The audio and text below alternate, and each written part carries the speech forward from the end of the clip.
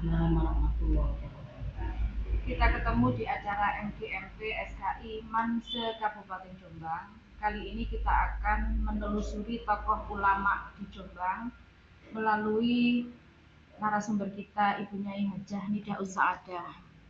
Beliau ini adalah pengasuh dari Pondok Pesantren Al-Fatih Tambak Beras Jombang dan merupakan dzurriyyah dari Mbah Sehah. Assalamualaikum, Neng. Waalaikumsalam warahmatullahi wabarakatuh. Langsung saja kita ingin mengetahui sosok dari Mbah Sehah dari sisi biografinya. Bagaimana beliau ini mempunyai peran di dalam dakwah di Jombang. Terima kasih Bu Iva dan Bapak Ibu guru anggota MGMP SKI Kabupaten Jombang di seluruh MAN Kabupaten Jombang. Jadi sebenarnya Mbah Sehah itu adalah sosok yang kadang jarang sekali disebut. Tetapi beliau itu sangat penting peranannya di dalam bentuk penyebaran Islam di Jombang terutama. Siapa sosok Mbah Sehah ini bisa ditelusuri dari silsilah beliau yang selama ini diwariskan dari mulut ke mulut. Kalau ditanya sumber tertulisnya mungkin kita agak kesulitan ya. Nah, dari silsilah yang sudah dimiliki oleh keturunan Mbah Sehah itu adalah orang yang sebenarnya bukan berasal dari Jombang. Mbah Sehah itu berasal dari Tlatah Demak. Ayahnya kalau dirunut sampai ke atas itu adalah keturunan dari Sultan Hadiwijaya, Kesultanan Pajang yang merupakan kelanjutan dari Kerajaan Demak, jadi sekitar wilayah Jawa Tengah. Jadi Mbah Sehah ini atau nama lainnya adalah Mbah Abdus Salam itu merupakan putra keturunan dari Sultan Hadiwijaya. Jadi ada putra Sultan Hadiwijaya itu adalah Sultan Pajang yang merupakan kelanjutan dari Kerajaan Demak, itu mempunyai putra namanya Pangeran Benowo. Pangeran Benowo punya putra namanya Sambu. Pangeran Sambu punya putra namanya Ahmad. Ahmad punya putra namanya Abdul Jabbar. Abdul Jabbar ini punya putra namanya Abdus Salam atau kita kenal sebagai Mbah Sehah. Jadi di Tlatah Jombang ini Mbah Sehah sebenarnya adalah pendatang. Siapa Mbah Sehah ini? Runtutannya panjang. Jadi beliau ini adalah salah satu pasukan Pangeran Diponegoro pada saat terjadi perang melawan Belanda di Jawa antara tahun 1825 sampai 1830. Dari kalangan ulama itu banyak sekali dan merupakan salah satu dari bagian perlawanan yang dilakukan oleh Pangeran Diponegoro di tanah Jawa. Ini adalah peperangan yang terbesar di Nusantara. Selain perang di wilayah Makassar, Imam Bonjol Sumatera, Hasanuddin di Makassar, di Jawa ini yang paling terbesar adalah peperangan melawan Belanda yang dipimpin oleh Pangeran Diponegoro. Sebegitu besarnya sehingga pada saat perang terjadi itu Belanda kewalahan. Kerajaan Belanda sampai rugi banyak sekali karena pengeluaran untuk peperangan ini. Sehingga dia kemudian menghentikan perang. Belanda dengan liciknya menghentikan perang dengan melakukan gencatan senjata. Tapi dia kemudian merekrut pasukan dari Imam Bonjol untuk dibawa ke Jawa dan membantu pasukan Belanda untuk melawan Diponegoro, sehingga menjadi lebih kuat dibanding sebelumnya. Nah, ketika kuat inilah dan kemudian Pangeran Diponegoro dengan kelicikan dan siasat licik dari pasukan Belanda, pemerintahan Belanda, hingga terjadi kekalahan. Kemudian Diponegoro ditangkap dan pasukannya kocar-kacir, termasuk Mbah Sehah ini akhirnya pergi ke wilayah timur, bukan untuk melarikan diri tapi melanjutkan perjuangan di bidang yang lain. Kira-kira seperti itu asal muasalnya Mbah Sehah. Jadi kalau kita relatkan dengan tahun itu Kapan kira-kira Mbak sehat di sini ya, kita akan selalu hubungkan dengan Pangeran Diponegoro. Akhir dari peperangan sekitar 1825 sampai 30. Ngoten Bu Iva. Nggih.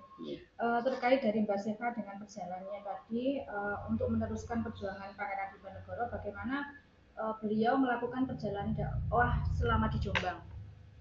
Selama di Jombang, sebenarnya Jombang ini kan secara administratif pada saat itu masih masuk wilayah Kabupaten Mojokerto. Jadi bukan pemerintahan sendiri. Artinya beliau itu datang ke Jombang tidak berada di bawah kekuasaan Bupati Jombang karena belum ada. Jadi di sini itu masih hutan belantara di Tambak Beras, tempat akhirnya Mbah Sehah memutuskan untuk tinggal dan berdakwah di sana. Itu sebenarnya masih hutan. Jadi beliau babat alas. Seperti apa perjuangan beliau itu ya kita bayangkan, alas dan hanya ada sedikit penduduk, itu pun masih abangan. Beliau mendirikan padepokan di daerah Gedang atau di desa Gedang. Kira-kira sekarang itu yang menjadi tempat pertama singgahnya Mbah Sehah itu ya makamnya Mbah Wahab. Di makam Mbah Wahab itu ada makamnya Mbah Sehah. Beliau adalah peletak dasar pertama perjuangan atau penyebaran Islam di Jombang. Itu yang paling tertua. Situs paling tertua yang pernah ditemukan dalam kaitannya dengan dakwah Islam di Jombang adalah makam Mbah Sehah. Kira-kira seperti itu. Jadi dakwahnya adalah dakwah di bidang pendidikan dengan mendirikan pondok pesantren. Terima kasih. Untuk selanjutnya ada teman-teman yang ingin lebih tahu tentang Mbah Sehah akan bertanya. Monggo. Sebisa saya menjawabnya. Nanti kalau saya nggak bisa, saya akan lihat sumber dari penelitian beberapa tim di buku sejarah Tambak Beras. Monggo Pak Ali. Kalau penasaran kali perangnya apa saja di masyarakat atau ada perang di politik juga beliau ini? Mbah Sehah. Kaitannya dengan politik yang sepanjang kita telusuri hanya pada saat perang itu saja. Pangeran perang melawan Belanda dengan Pangeran Diponegoro. Kalau kaitannya sama politik itu kan politik kekuasaan ya. Jadi yang diharapkan di sana itu mungkin peran yang kaitannya sama perebutan kekuasaan, perlawanan dan seterusnya. Itu seperjalanan informasi yang diketahui, beliau adalah pasukan Pangeran Diponegoro secara fisik bertempur di lapangan, bukan hanya di kertas ya. Itu tidak ada kertas malah. Ngeten Pak Ali. Atau untuk peran di masyarakatnya? Di masyarakat dakwah. Jadi yang dakwah dan yang memutuskan untuk membuat pondok pesantren itu bukan hanya Mbah Sehah, tetapi banyak pasukan Pangeran Diponegoro yang terdiri dari para ulama ini menyebar ke 4 penjuru mata angin. Ada yang ke utara, ada yang ke timur seperti Mbah Sehah, ada yang ke barat maksudnya tetap di wilayah Jawa Tengah sampai Jawa Timur. Ada yang di selatan. Masing-masing mereka itu membuat tempat untuk padepokan. Ada yang kemudian berkembang besar, ada yang kemudian entah bagaimana nasibnya, tapi yang jelas pada saat itu Kiai Mojo itu adalah tangan kanannya Pangeran Diponegoro, memberikan semacam perintah bahwa semua pasukan Pangeran Diponegoro yang berasal dari ulama diharapkan untuk melanjutkan perjuangan di bidang pendidikan. Nah, karena kita itu tidak punya alat komunikasi, apa yang bisa menjadi penanda bahwa ini adalah kawan kita, ini bukan kawan kita? Karena banyak ya sama-sama Jawa, mungkin sama-sama ulama juga yang afiliasinya berbeda. Ada yang pro Belanda, ada yang pro Perang Jawa. Kemudian diputuskan bahwa sebagai penanda bahwa kita ini satu visi, sama-sama bergerak, berjuang, sama-sama pengikut Pangeran Diponegoro, maka dimanapun tempat mereka menyebarkan dakwah, maka di depannya harus diberi penanda, yaitu 2 pohon sawo. Ada filosofinya pohon sawo. Kenapa kok pohon sawo? Pohon sawo itu bermakna sawu sufu vakum atau rapatkan barisan. Masih relate ya dengan perjuangan, dengan gairah untuk melawan itu masih ada. Jadi artinya kalau ada penanda sawo, oh berarti ini teman. Kalau ada bangunan tapi tidak ada pohon sawonya ya berarti bukan. Walaupun bukan berarti musuh ya, tapi penanda pohon sawo itu sangat populer di kalangan pondok-pondok pesantren yang dulunya merupakan cikal bakal dari ulama pengikut pasukan Diponegoro. Makan. Terima kasih. Sami-sami. Ini Monggo Pak Haris. tadi kalau ada 2 pohon sawo itu sebagai penanda prajuritnya Diponegoro, adakah murid-muridnya beliau sebagai penerusnya Mbah Sehah ini yang ikut berjuang mendirikan pondok pesantren mungkin setelah selesai berguru sama Mbah Sehah, apakah juga mendirikan pondok sawo pohon sawo juga sampai sekarang? Itu di daerah mana aja nih? Di daerah Kabupaten Jombang atau sampai menyebar ke Nusantara? Di Jawa terutama Pak Haris, seperti di Takeran, Magelang, di Gontor itu juga dulu ada pohon sawo 2. Berarti ini dari cerita lisan ya, dari sejarah pondok pesantren mereka itu kan ada, nanti kalian bisa lihat itu searching pohon sawo di pondok mana yang sepanjang saya tahu itu di Gontor itu ternyata sejarahnya juga ada pohon sawonya. Di Takeran, Magelang itu juga ada pohon sawonya. Sejarahnya ya. Oh, berarti yang sekarang ini kita sebagai generasi penerusnya, kalau melihat sejarah seperti itu, berarti ada kaitannya antara pondok ini dengan pondok ini dengan pondok ini. Minimal mereka itu sama-sama pasukan dari Pangeran Diponegoro dan mereka ulama. Nasab dari jalur keilmuan. Kalau jalur keilmuan saya tidak yakin ya, banyak mereka itu mungkin berasal dari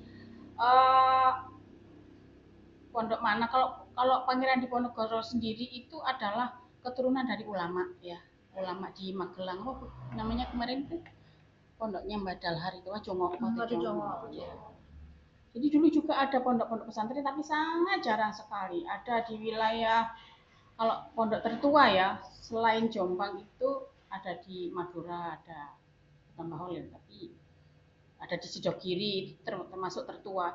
Ada yang di Kebumen, sama coba telusuri itu. Di Kebumen itu ada pondok pesantren yang didirikan tahun 500 sekian malah. Tapi itu tidak berkembang, jadi kita tidak bisa menelisik lebih jauh lagi. Adapun murid-muridnya Mbah Sehah, banyak muridnya Mbah Sehah itu ada 2 yang diambil menantu. Jadi mereka berdua ini yang meneruskan pondok Mbah Sehah yang sekarang ini menjadi pondok Tambak Beras. Jadi murid-muridnya apakah diberi penanda pohon sawo? Tidak harus begitu, karena filosofi pohon sawo itu adalah pengikut pasukan Diponegoro secara langsung, yang ikut perang. Yang sudah sudah faktual itu mereka ada menjadi bagian dari garis koordinasi, garis komando dan seterusnya dengan Pangeran Diponegoro. Kalau murid-muridnya udah enggak lagi. Kalau Pak Haris tanya di mana pohon sawonya, sudah nggak ada.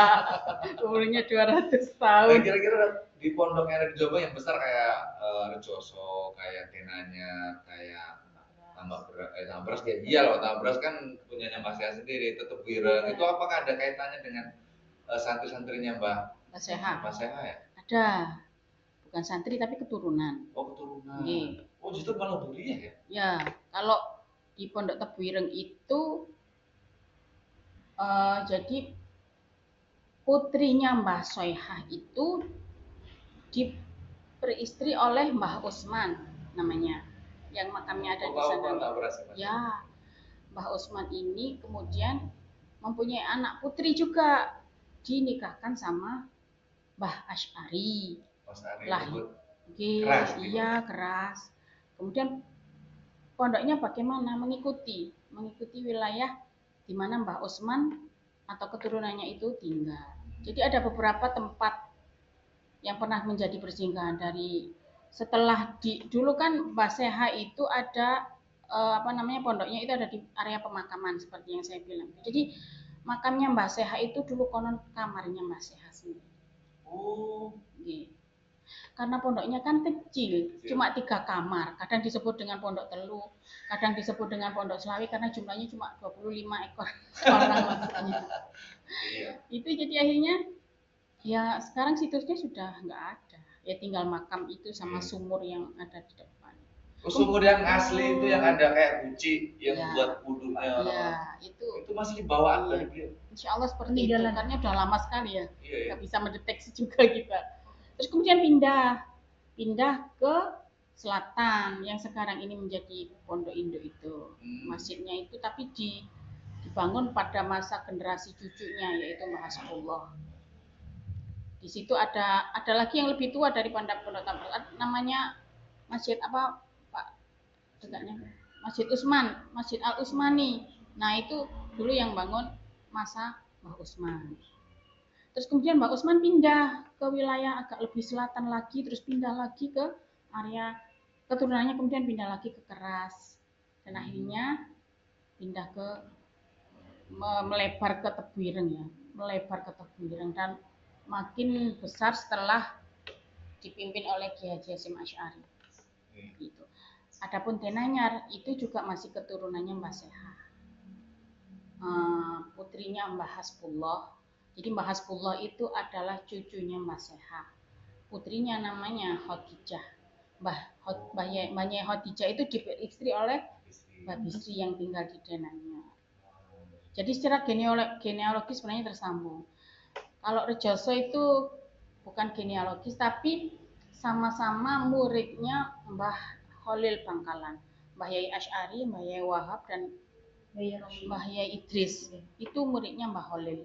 Seperti kita tahu bahwa Mbah Khalil ini adalah guru yang paling ditakzimi oleh Mbah Hasyim Asy'ari. Jadi begitu genealogi ilmunya ya, sanadnya. Insya Allah menyatu. Oke, terima kasih. Selanjutnya monggo. Bu, kita tadi kan bicara tentang guru dan sebagainya. Kira-kira barangkali ada amaliyah yang bisa dibagikan ke teman-teman untuk dilaksanakan teman-teman. Mbah Seha. Dari Mbah Seha. Maksudnya ijazah doa. Ijazah amaliyah dari Mbah Seha. Amaliyah yang mungkin Mbah Seha laksanakan. Kalau dulu itu kebanyakan doa-doanya itu Jawa ya. Tapi kita masih belum mendapatkan amaliyah yang sifatnya dzikir atau apa dari Mbah Seha. Kebanyakan itu malah dari bawah. Nggak tahu ya, transmisi ilmunya itu mungkin tidak sampai.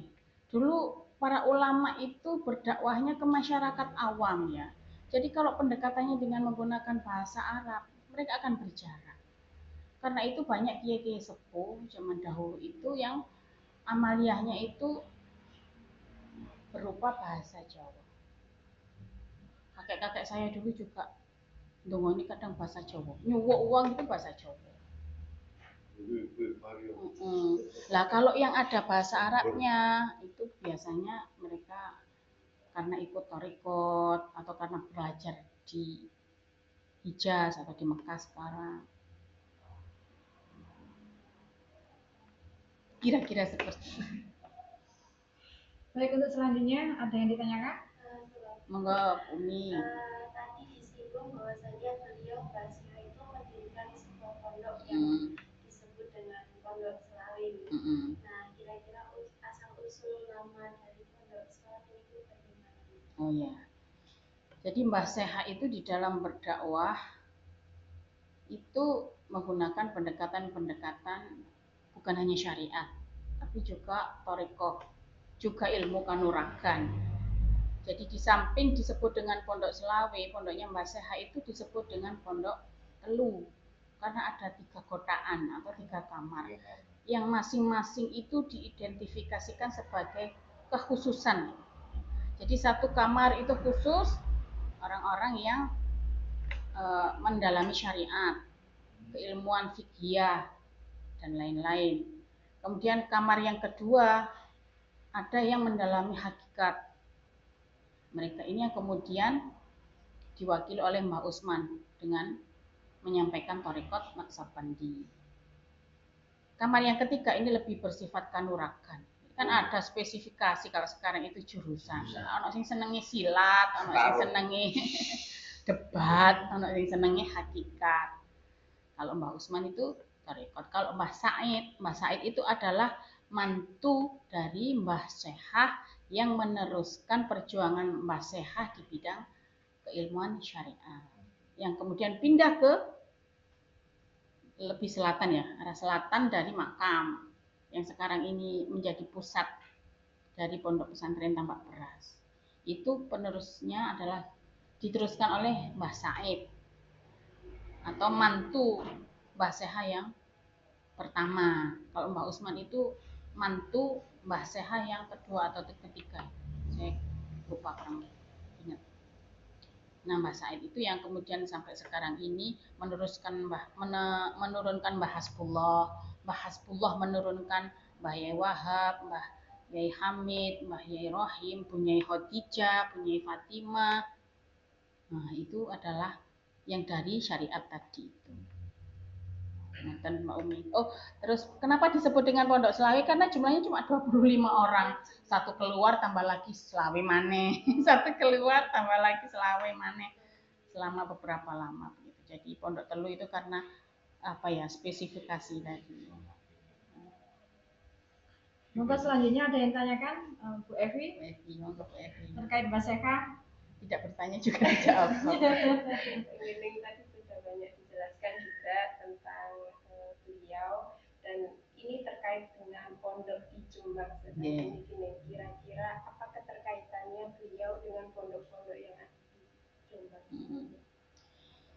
Ibaratnya Mbah Seha itu adalah penanam pertama ya, karena beliau yang babat alas, bukan hanya di Tambak Beras, di Jombang. Pesantren tertua yang sampai sekarang masih ada itu adalah pesantren Tambak Beras. Dulu belum ada nama Bahrul Ulum. Bahrul Ulum itu baru ada namanya pada fase Mbah Wahab. Jadi masih baru. Dulu namanya ya Pondok Selawe, Pondok Telu, Pondok Tambak Beras gitu aja. Nah itu kalau secara genealogis tadi saya sebutkan ya, secara pertalian darah itu ada hubungannya. Secara sanad keilmuan juga otomatis ada. Karena mereka-mereka semua yang Mbah Usman maupun Mbah Said itu adalah murid, jadi sanadnya jelas dari Mas Seha. Mas Seha dari mana? Nah ini yang masih harus ditelusuri lagi oleh mungkin tim sejarah nanti. Kita sudah membuat buku yang mungkin nanti akan menelisik lebih jauh tentang siapa-siapa beliau. Tapi karena keterbatasan sumber baik lisan maupun tulisan, maka ya seperti ini yang bisa kita dapatkan. Dengan bisa nanti lihat ini banyak dikutip orang di web-web atau situs-situs di Bukunya ya, monggo. Menelisik sejarah. Ini merupakan masterpiece kita, soalnya ya dibuat dengan luar biasa effortnya, perjuangan untuk sampai ke buku ini tuh sampai 2 tahun. Dari mulai menggali, wawancara, menulis, mengedit sampai terbit itu kita benar-benar ini adalah bayi yang lahir dari rahim Tambak Beras. Literasinya banyak di wawancara. Ya, kita cari orang yang sangat sepuh gitu, dari misalnya pernah mengikuti kehidupan hariannya Mbah Wahab, dikejar sampai keluar kota Pak, sampai tahu detail tentang beliau-beliau itu. Tapi kan sumbernya sangat terbatas. Kalau mau tahu siapa Mbah Seha ya enggak ada. Kecuali kita cari manuskripnya Peter Carey. Jadi Peter Carey adalah peneliti yang menulis tentang buku Pangeran Diponegoro. Di dalamnya itu ada beberapa nama termasuk Mbah Seha. Iya. Nah dari situ kita telusuri, dikaitkan dengan cerita lisan dari tempat yang lain, kita hubungkan, terus kita simpulkan bersama-sama. Jadi kita harus rapat dulu lama untuk menentukan bahwa ini cerita yang sahih atau perlu dibuang atau hanya apa gitu, kita rapatkan. Betul. Jadi ini validasinya setiap kali terbit kalau ada revisi sumber baru kita masukkan atau kita buang yang lama demi untuk validasi sumber akurasi dari keakuratan buku ini bisa dipertanggungjawabkan oleh tim. Saya berharap pondok-pondok yang lain juga nanti akan punya seperti ini. Biar apa? Biar perjuangan mereka bisa dihayati oleh kita-kita ini yang meneruskan. Betapa beratnya dulu ya, sampai sekarang kita hanya tinggal menikmati. Ampun Bu Ibu. Terima kasih Neng atas semua penjelasannya tentang Mbah Seha. Semoga ini membawa manfaat buat kita semuanya, termasuk MGMP SKI. Mohon maaf kalau ada salah-salahnya. Demikian acara MGMP SKI tentang penelusuran tokoh ulama di Jombang.